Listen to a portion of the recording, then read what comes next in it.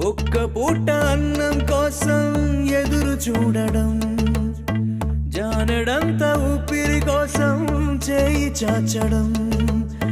కడుపు కాలి కాలి ఇక్కడ బూడి తాగుతున్నా, మనిషి అన్నవాడికి మనసే లేకపోయినా